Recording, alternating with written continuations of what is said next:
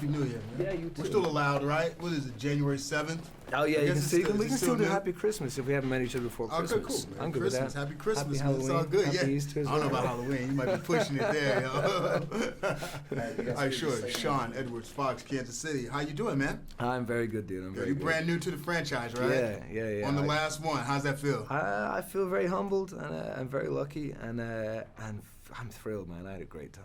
How familiar were you with the other movies before I you jumped watched on all board? of them. I watched all of them before I talked to Paul, which was great when we actually had a conversation and I could reference them all already. But I played all the games. I had all the movies. So I'm totally up to date, and I was just like, I really want to do this because I love the movies. So. How good are your gaming skills? My gaming skills are kind of hit and miss. I was better when I was younger, but I could still give you a go. Depends what game you want to play, though. What's your game of choice? I mean, I'm gonna end up saying FIFA 'cause I'm better at that. But I still, if you could play Mario Kart or GoldenEye, I could hit you in that. All right, yeah, it's all good. A little bit Command and Conquer, I could give you a good go. Now let's talk a little bit about the movie because one of the cool things is you guys took off for Cape Town, South Africa. Sure. What was that experience like? Dude, it was great. I always wanted to go to South Africa. I just found that the country and the culture and the place and the history of it to be fascinating. So I really enjoyed being there. I thought it was a beautiful place. In terms of actually shooting there, he brought us to the most messed up places in South Africa. So we didn't get to see any kind of like visually epic things in the movie. Everything was like dark and grimy at nighttime and in these wrecked buildings. But it was a trip. What was the most intense scene you shot for the movie? Probably the very first one. We're in this big old building in Johannesburg, which is really famous, but it used to be this beautiful apartment block of like 60 stories high, and it's just well, there's a lot of gangs there, and they were trying to clear it out for us to shoot, and we actually had to cut shooting there by 2 days because people were getting held up by gunpoint, and they were throwing rocks and throwing tables down. So when we were going to go to the bathroom, you had to put on a helmet because people were actually throwing stuff from 30 stories up, and they couldn't do anything about it because what are you going to do about it? So we had to. After about 2 days, we're like, we can't film here anymore. So they had to recreate it and actually build part of it in a studio.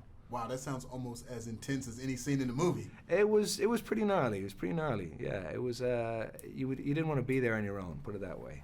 Now, Mila is like the main trooper in the movie. She's been a part of all of them. Yeah. She's the leading lady. What sort of conversation did you have with her, seeing that you're new to the franchise? Sure. What sort of advice did she give you, or what did she do to welcome you to the family? She didn't really need to give any advice in terms of, because Mila just has this wonderful way about her where she just makes you immediately feel welcome. And she's like, you're a part of this movie. This is great. Cool. Let's do it. And everything is just, she's on it. It's chill. She's intense. And then she's incredibly funny at the same time. And she's like a big kid, and herself and Paul have this great way of just, making a movie the way it should be made, where everything's like super, super on it and super chill.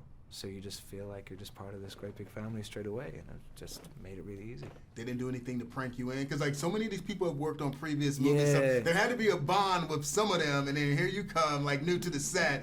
Come on, I know they had to gag you, prank you, come on now. I like to think they were like, this Irish boy, we're going to be nice to him, we'll let him do his thing. No, they were pretty chill with me, right? We didn't kind of, now I wish I was pranked. It made me feel like I'm missing out on something. Hey, it's never too late though. You guys still got to travel together a couple more times to premiere the movie and do some other things. Right? So it's never too late. I'm looking at it now, going, "You gonna prank me or not? I'm not a part of this." No, it was the very first day they threw me on the set with just this huge big production and all these lines, and I didn't have a chance to kind of even it was just you're in it straight away. I feel like that was a prank enough, Hey, well, job well done, man. Yeah. I'm glad you got a chance to be a part of this franchise. A lot of fans around the world love it, so now you're part of it forever. I feel very blessed to be part of it. I really enjoyed it. Congratulations, man. That's a pleasure. Thanks for the interview, man.